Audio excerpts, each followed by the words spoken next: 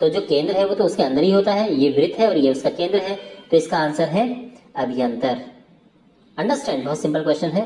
Second part, एक बिंदु जिसकी वृत्त के केंद्र से दूरी त्रिज्या से अधिक हो वृत्त के कहाँ स्थित होता है, बहिर्भाग में या अभ्यंतर में? तो बिल्कुल सिंपल है, अगेन ये वृत्त है, ये केंद्र है। अगर किसी बिंदु की दूरी, देखो ये त्रिज्या होती है, तो अगर किसी बिंदु की दूरी केंद्र से त्रिज्या से ज्यादा होगी तो ऑब्वियस सी बात है कि वो पॉइंट बाहर होगा, तो यानी वो बहिर्भाग में स्थित होगा, तो इसका आंसर बहिर्भाग है।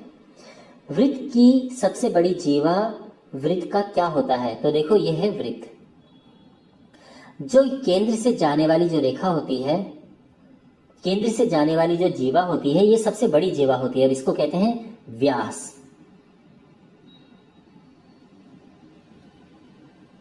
तो इसका ये आंसर है व्यास। चाप होता है जब इसके सिरे एक व्यास के सिरे हो। तो देखो अभी हमने ये सर्कल बनाया है और इसमें आप नोटिस कर सकते हैं कि ये है व्यास, ठीक है। तो व्यास जो है इसके सिरे हैं एक ये और एक ये, तो इस पे जो चाप बन रहा है वो ये पूरा चाप बन रहा है, और ये क्या होता है, ये अर्धवृत्त होता है, वृत्त का आधा भाग यानी अर्धवृत्त। तो इसका आंसर है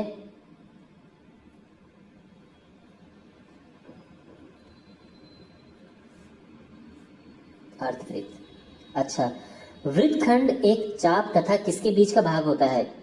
तो जो वृत्तखंड होता है वो क्या होता है, पहले मैं आपको ये बता दूं। देखो माय डियर, ये है वृत्त और वृत्तखंड ये केंद्र है, और वृत्तखंड होता है ये वाला हिस्सा, जैसे ये हिस्सा है, आप समझ गए। तो ये जो हिस्सा है ये तो एक ये सीधी लाइन जो है और इसका हिस्सा होता है। तो जो ये टेढ़ी लाइन है इसको कहते हैं चाप, और जो सीधी लाइन है इसको कहते हैं जीवा। तो जो वृत्तखंड है वो चाप और जीवा के बीच का भाग होता है। और लास्ट है, एक वृत्त जिस तल पर स्थित है उसे कितने भागों में विभाजित करता है? तो देखो एक वृत्त है ये, तो एक तो है इसका बाहर का हिस्सा, एक इसका अंदर का हिस्सा, और एक वृत्त खुद है, इसकी जो परिधि है वो। तो एक वृत्त जिस तल पर स्थित होता है उसको 3 भागों में विभाजित करता है, तो इसका आंसर है 3 भागों में। ओके, अब इसका हम क्वेश्चन नंबर 2 करते हैं, और ये है केंद्र। अब केंद्र से वृत्त को मिलाने वाले जो रेखाखंड है तो बिल्कुल ये त्रिज्या है, तो ये ट्रू है, और इसके कारण के लिए आप ये फिगर बना सकते हैं कि इस तरह से है, तो ये कारण इनफ है। दूसरा, एक वृत्त में समान लंबाई की परिमित जीवाएं होती हैं। तो परिमित मतलब लिमिटेड, ऐसा नहीं है, ये है एक वृत्त। अब आप समान लंबाई की जीवाएं आप ऐसे खींच सकते हो, आप ऐसे खींच सकते हो, आप ऐसे खींच सकते हो, इन सब की लंबाई समान आपको मिलेगी। ये है, ये है, ये है, ये है, आप समझ रहे हैं? तो इन सब की लंबाई समान मिलेगी, तो ये फॉल्स है। तो आप अगेन क्या कर सकते हैं कि ऐसा, इसके कारण कि अगर आपको देना है तो एक फिगर बना सकते हैं आप, ठीक है ना, और कह सकते हैं कि अनंत जीवाएं हो सकती हैं, इसलिए ये असत्य है। समान लंबाई की भी अगर आप हम बात करें तो भी अनंत जीवाएं हो सकती हैं। यदि एक वृत्त को 3 बराबर चापों में बांट दिया जाए तो प्रत्येक भाग दीर्घ चाप होता है, जो कि असत्य बात है। अगर हम एक वृत्त को, ठीक है, मान लो कि मैं चलो इसी वृत्त की बात करता हूं और इसको मैं 3 चापों में बांट दूं, ठीक है ना, तो सबसे पहले तो ये अंदर का हटा देते हैं। तो इसको मैं 3 चापों में बांट देता हूं, तो 3 चापों में एक तो है ये और ये इसके 3 टुकड़े हो गए हैं।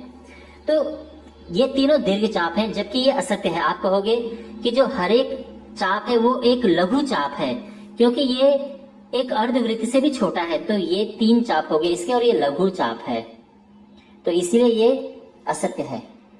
तो इसको मैं लिखता हूं फॉल्स। वृत्त की एक जीवा जिसकी लंबाई त्रिज्या से 2 गुनी हो वृत्त का व्यास है, जो कि बिल्कुल सही है। तो ये है त्रिज्या और इसकी 2 गुनी ऐसे हो जाएगी, तो ये क्या है, ये व्यास है, तो ये ट्रू है। त्रिज्यखंड जीवा और एवं संगत चाप के बीच का कोण होता है, बीच का क्षेत्र होता है, सॉरी, ये गलत है। क्यों? क्योंकि जो त्रिज्यखंड होता है वो क्या होता है, देखो त्रिज्यखंड होता है, ये केंद्र है और ये मिला ये, तो ये जो पिज्जा का पीस हो गया, ये हो गया त्रिज्यखंड। तो त्रिज्यखंड क्या होता है? चाप और दो त्रिज्याओं के बीच का भाग होता है। जब किसमें लिखा है कि ये जीवा और संगत चाप, ये गलत है, ठीक है। हाँ, ये वृत्तखंड होता है। तो वृत्तखंड जो है वो ऐसा होता है जो कि जीवा और चाप के बीच का भाग होता है, वृत्तखंड, ठीक है ना। तो अगर मैं ये इसकी बात करूं तो वृत्तखंड के बारे में कहा गया है, त्रिज्यखंड के केस में ये फॉल्स हो जाएगा, असत्य। वृत्त एक समतल आकृति है, एक प्लेन फिगर है जो कि ट्रू है, ठीक है।